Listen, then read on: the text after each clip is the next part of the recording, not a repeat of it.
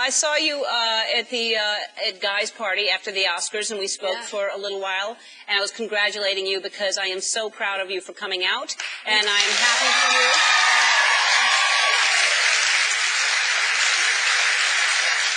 I know what a scary thing that is. Your speech was incredible. I just thought it was the most brilliantly written speech. I want to show a little tiny bit of it right now. Here I am, an actress, representing, at least in some sense, an industry that places crushing standards on all of us. Standards that I hate to admit have affected me. And I am here today because I am gay. And because...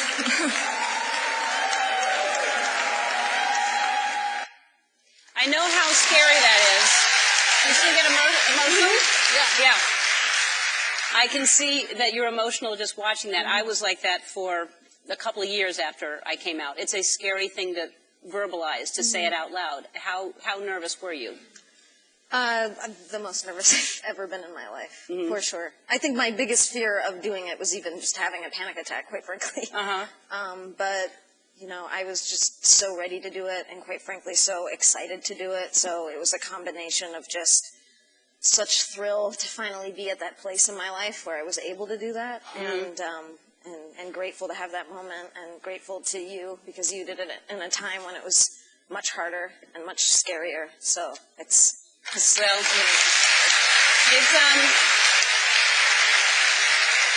it doesn't feel like it at the time, but it's a very selfish thing to do. It really is just the most. I mean, I could speak forever on it, but how do you feel since you've done it?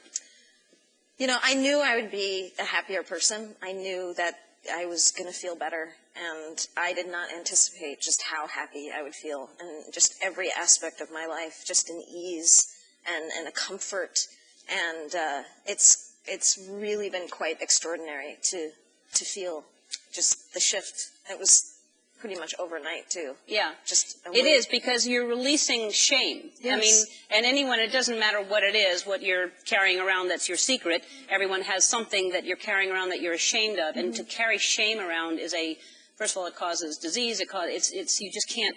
It's a horrible thing to be ashamed of yourself. Yes, it's toxic, and I think we talked about this a bit, where you know, you think you're at a place where you're like, oh, I'm happy to be gay. I'm so comfortable being gay. I love being gay.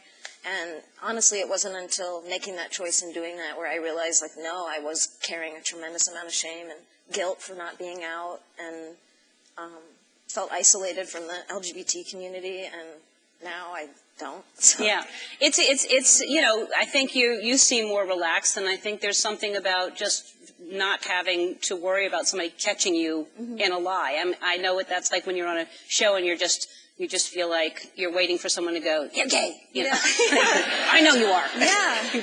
Yes, absolutely. It's so nice to just, you know, be at work and talk about an ex, or, you know, get to wear what you want, not have a conversation about it, and to feel like you're being yourself, and then connect with people in the world, you know. It's so nice to have people come up to me and tell me their story, or, you know, say, hey, I'm closeted, can you give advice? And, you know, those are really beautiful moments to get to share with people. Yeah.